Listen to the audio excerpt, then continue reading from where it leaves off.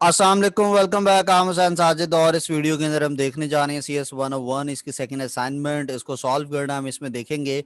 और बिल्कुल अगर आप बिगनर हैं, आपका पहला सेमेस्टर, अभी तक आपको असाइनमेंट बनानी नहीं आती, तो हम बिल्कुल स्टेप बाय स्टेप सीक्वेंस में इसको बनाएंगे। इंस्ट्रक्शंस आपने ये याद रखनी है कि ये वर्ड की फाइल होनी चाहिए, इसका जो फॉन्ट है वो टाइम्स न्यू रोमन होना चाहिए और फॉन्ट साइज जो है वो 12 होना चाहिए। तो सबसे पहले आपका जो काम है, आपने वर्ड की फाइल ओपन करनी है और आपने इसके अंदर कुछ भी नहीं अभी लिखा हुआ, ठीक है।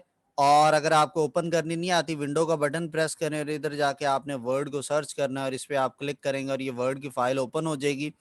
इसको आप सेव करें असाइनमेंट के नाम से। और सबसे पहला काम जो आपने करना है, इधर जाके और यहाँ से आपने टाइम्स न्यू रोमन कर देना है और इधर साइज जाके आपने 12 कर देना है।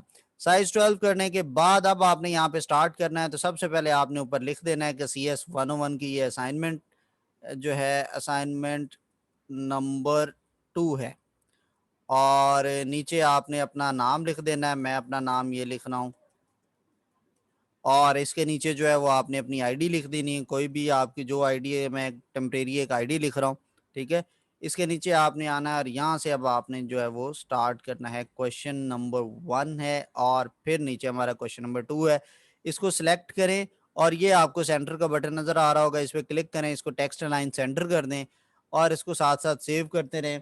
हम वापस चलते हैं असाइनमेंट फाइल के ऊपर और यहाँ पर आपने जाना है और इसको असाइनमेंट फाइल को देखें। यहाँ पे कह रहा है there are 4 processes A B C D in the ready queue for execution. The process, इसके अंदर जो है प्रोसेस ए है वो 4 मिनट्स ले रहा है, प्रोसेस बी 6 मिनट्स 6 मिली सेकेंड्स ले रहा है, सॉरी। और प्रोसेस बी जो है सी जो है वो 4 मिली सेकेंड्स है और फिर ये 8 मिली सेकेंड्स का टाइम ले रहा है।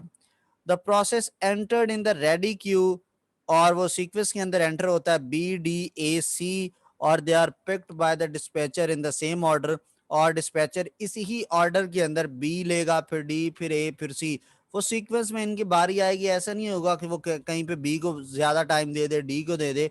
एक तो उसने टाइम इक्वल देना है सारों को, 2-2 सेकंड, और जिस सीक्वेंस में उसकी बारी आनी है उसने उसी के अंदर उसको टाइम देना है। तो जो डिस्पैचर है वो रेडी क्यू में से पिक करता है और उसको प्रोसेसर की तरफ भेज देता है फॉर एग्जीक्यूशन। तो आपने एक जो है वो रेडी क्यू बनानी है for the above given processes BD A C के लिए। और फिर स्टेप वाइज आपने पिक्टोरियल डायग्राम बनानी है कि गिवन सिनेरियो के किस तरह से ये मल्टी प्रोग्रामिंग होगी। अगर आपके पास CS 101 के मौजूद है तो आप इसमें जाइए और ये जो हैंड आउट्स है इसका ये 53 जो है लेक्चर नंबर जो है टॉपिक नंबर 53 उसके अंदर ये गिवन है और ये डायग्राम बना के आपको दिखाई गई है कि ये किस तरह से चीजें होंगी। एक प्रोसेस चल रहा होता है, वो स्विच होकर दूसरे पे जाता है, तीसरे, चौथे, पांचवें, और इस तरह से ये प्रोसेसेस स्विच होते रहते हैं। तो हम चलते हैं वर्ड की फाइल के अंदर। अगर आपने अभी तक मेरा यूट्यूब चैनल सब्सक्राइब नहीं किया तो हुसैन साजिद सर्च कीजिए यूट्यूब पे और इस चैनल को सब्सक्राइब कीजिए। इसका URL आप याद रख लीजिए, youtube.com/हुसैन साजिद ऑफिशियल। इंस्टाग्राम पर भी पेज है, सेम URL है, facebook.com/हुसैन साजिद ऑफिशियल, फेसबुक पे भी और इंस्टाग्राम पे भी। इंस्टाग्राम पे भी फॉलो कीजिए और फेसबुक पे भी फॉलो कीजिए।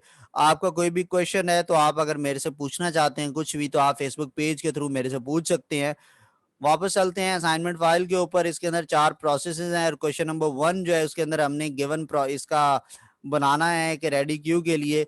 तो सिंपल है, आपने जाना है यहाँ पे और ये सब लिखने के बाद यहाँ पे आपने इंसर्ट के अंदर जाके टेबल, और टेबल में आपने 4 ये कॉलम्स को बना देना है। इन चारों को आपने ये टेबल को सिलेक्ट करना है। सिलेक्ट करने का क्या तरीका है, इसके ऊपर आप लाते हैं तो आप ये देखते हैं ये चीज बन जाती है। और लेआउट पे जाना है, इसकी विड्थ को आपने कम करते आना है और इसकी स्टैंडर्ड आपने एक विड्थ और हाइट थोड़ी सी, ये मैंने थोड़ी सी इसको एडजस्ट कर दिया है। और उसके बाद आपने ये सेंटर अलाइन कर देना है यहाँ से जाके। अब इसके अंदर आप प्रोसेस लिखते हैं, पहला बी था, फिर डी है, फिर ए है और फिर सी है। इसी सीक्वेंस के अंदर हमें यहाँ पे बताया जा रहा है कि BD A C है और इसके अंदर जो है इस सीक्वेंस के अंदर ये काम कर रहा है, ठीक है। और इसको मैं थोड़ा सा पकड़ के इधर सेंटर में ले आते हैं, इसको मूव किया और इसके नीचे जो है ये इस तरह से क्यू के अंदर पीछे से आएगा और आगे से ये निकल जाया करेगा। तो हम यहाँ पे ये एक एरो बनाते हैं कि यहाँ से जो है एक नया प्रोसेस इस क्यू के अंदर इस तरह से एंटर हुआ करेगा, ठीक है। और ये हमने क्यूब बना दी। इस तरह से वो ये कैरो को थोड़ा सा बोल्ड कर दीजिए, ठीक है। और फिर हमने इसके नीचे क्या बनाना है, सीपीयू, ठीक है। तो ये हमारे पास एक सीपीयू है और इसमें हम लिख देते हैं कि ये जो है हमारे पास सीपीयू है। इसको सिलेक्ट करके बोल्ड करके थोड़ा साइज बड़ा कर दीजिए, ठीक है। ये आपको नजर आ रहा है कि ये हमारे पास जो है एक सीपीयू है, ठीक है। और इसको, और फिर इसके अंदर क्या होगा हमारे पास कि आपका यहाँ से प्रोसेस निकला करेगा और यहाँ पे जो है इस सीपीयू के अंदर इस तरह से एंटर हो जाया करेगा 1 by 1 सीक्वेंस के अंदर, ठीक है। तो आप इसको भी चाहे तो इसके शेप यहाँ से जाके आप ये इस तरह से कर सकते हैं, ठीक है। इस तरह से ये हमारा प्रोसेस बनेगा और ये हमने उसकी क्यू बना दी है कि पीछे से प्रोसेस आता जाएगा और सीपीयू के अंदर इस तरह से चले जाया करेगा। और ये अगर आपको ये फिर से देख लें कि ये हमने पहले टेबल बनाया, उसके अंदर ये लिखा, ये एरो कहाँ से आया, इंसर्ट के अंदर गए और यहाँ पे शेप्स पे क्लिक किया, ये एरो था, इस पर क्लिक करके आपने इस तरह से एरो ड्रॉ करना है। जब एरो ड्रॉ होगा तो ये फॉर्मेट के अंदर आपने यहाँ से आके इसको थोड़ा सा ब्लैक कर देना है, ठीक है। फिर उसके बाद ये वाला मैंने एरो कैसे बनाया है कि ये वापस इंसर्ट के अंदर गए और यहाँ पे शेप्स में गए और आपको यहाँ पे ये नजर आ रहा है, आप इधर से सिलेक्ट करके इस तरह से ये एरो ये अपना अपनी मर्जी से आप बना सकते हैं। और फिर ये सर्कल भी वहीं से ही आपने शेप्स में से लेना है, ये वाला जो सीपीयू के लिए मैंने लिया है, इंसर्ट और शेप्स, और इधर जाके आपको ये सर्कल जो है वो नीचे ये मिल जाएगा, ठीक है। तो ये हमारा क्वेश्चन नंबर 1 था। और फिर आपने ये थोड़ा नीचे वैसे आप इधर से एंटर करेंगे ना तो वो उसको भी नीचे लेके जाता जाएगा, तो इधर से आपने आने की बजाय यहाँ पे थोड़ा नीचे जाके क्लिक करना है, डबल क्लिक करेंगे तो वो नीचे इस तरह से चला जाएगा। क्वेश्चन नंबर 2 है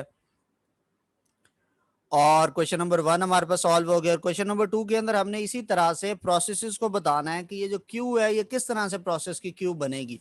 तो सबसे पहले हमने स्टार्ट करना है और हम टेबल पे चलते हैं। उसने टाइम स्लाइस बताया है 2, यानी हर प्रोसेस को मैक्सिमम एक बारी में 2 सेकंड मिलेंगे, उसको फिर प्रोसेस को वेट करना पड़ेगा अगली बारी का। ओवरऑल देखा जाए तो 4 सेकंड ये ले रहा है, 6 सेकंड ये, 10 सेकंड और 4 सेकंड प्रोसेस ही ने लेने हैं, 14 सेकंड और 8 सेकंड इसने लेने हैं। टोटल जो है ये 22 सेकंड हमारे पास ये कंज्यूम होंगे इन चारों प्रोसेसेस के लिए। और 22 सेकंड का मतलब है अगर 2 सेकंड का हम एक टाइम स्लाइस लें तो 11 टाइम स्लाइसेस डिफरेंट हमारे पास बनेंगे। तो आपने यहाँ पे आना है और जो है यहाँ पे आपने टेबल में जाना है और इधर आपने इंसर्ट टेबल करना है, कॉलम आपने 11 कर लेने हैं और जो नंबर ऑफ रो है वो आप 1 ही रहने दें, ठीक है। और इसको आपने एक दफा पूरे को सिलेक्ट करके और इसकी हाइट थोड़ी बढ़ा लें और इधर से इसको सेंटर अलाइन कर लें और इसके अंदर आप पुट कर दें। सबसे पहले तो आएगा प्रोसेस बी, ठीक है। और ये 11 प्रोसेसेस होंगे और इक्वल टाइम स्लाइस होगा, तो हमने इसके नीचे मेंशन करना है टाइम भी कहाँ से स्टार्ट है कहाँ पे नहीं। तो इंसर्ट के अंदर जाना है, यहाँ पे आपके आएगा टेक्स्ट बॉक्स, इधर आके आपने ड्रॉ टेक्स्ट बॉक्स पे क्लिक करना है और आपने ये एक बड़ा सा जो है ये एक टेक्स्ट बॉक्स जो है वो नीचे बना देना है। इस टेक्स्ट बॉक्स को आपने अभी इसी अंदर रहना है, फॉर्मेट में जाना है, यहाँ पे शेप फिल के अंदर आपने जाके क्लिक करना है नो फिल और शेप आउटलाइन में जाके आपने क्लिक करना है नो आउटलाइन। और ये टाइम स्लाइस इसका जो है वो 0 से स्टार्ट हो रहा है।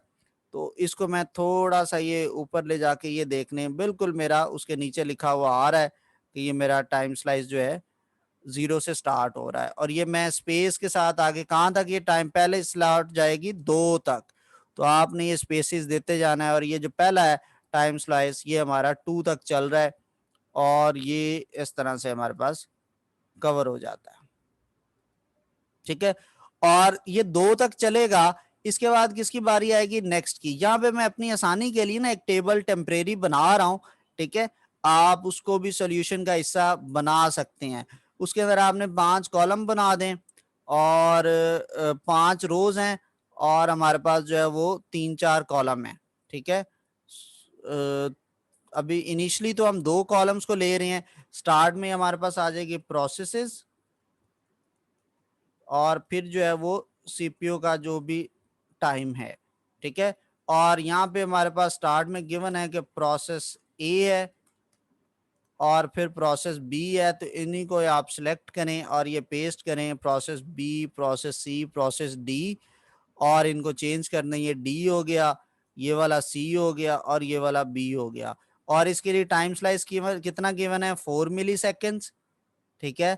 आगे 6 मिली सेकेंड्स गिवन है हमें, और फिर हमें गिवन है 4 मिली सेकेंड्स, और फिर हमें गिवन है 8 मिली सेकेंड्स। हम जाके देख लेते हैं, तो यही टाइम स्लाइस हमें गिवन है। ठीक है, जब पहली बारी चलेगी फर्स्ट टाइम, तो क्यू के अंदर उसको हम कहेंगे प्रोसेस P0 है। अब ये P0 कैसे लिखना है, आपने P कैपिटल लिख लेना है। ठीक है, और यहां पर जाके आपने इस पे क्लिक करना है और उसके बाद ये आपने P0 लिखना है। तो सबसे पहले जो है वो 2 सेकंड किसको मिलेंगे, प्रोसेस बी को, इसको 2 सेकंड्स मिलेंगे। तो रिमेनिंग कितना रह गया, या हर एक के अंदर प्रोसेस 2 ही सेकंड मिल रहा है, तो हम रिमेनिंग टाइम यहाँ पे लिखने हैं। तो पहला जो है P1 के अंदर जब इसको मिलेगा प्रोसेस बी को टाइम, तो 6 में से 2 सेकंड खत्म होंगे, तो पीछे रह जाएंगे इसके पास 4 मिली सेकेंड। और ये 0 से 2 तक जो है हमारे पास प्रोसेस जो बी है इसने यूटिलाइज हो जाना है। ठीक है, फिर आपने चलना है आगे। तो यहां पर जो होगा हमारे पास, वो होगा हमारे पास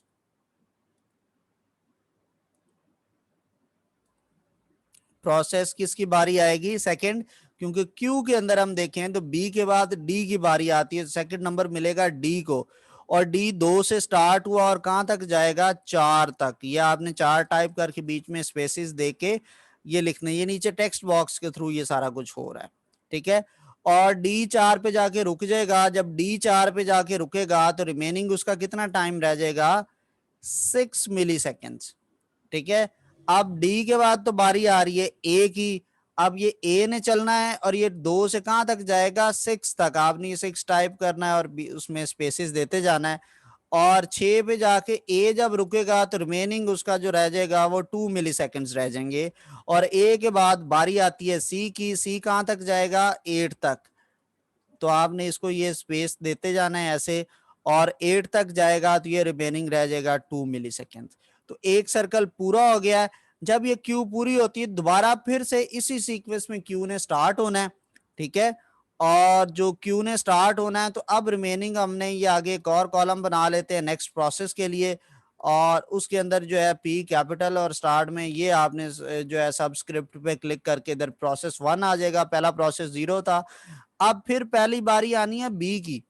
ठीक है, सीक्वेंस को फॉलो आपने करते जाना है, और बी स्टार्ट होगा और ये स्पेस देते जाना है, और ये बी चलेगा 10 तक। और बी ने जब 10 तक चलना है, तो वो पहले, अब वो था 4 सेकंड उसके पास रहते थे, अब मजीद वो रिमेनिंग उसके वो 2 सेकंड मिली सेकंड और चाहिए उसको पूरा होने के लिए।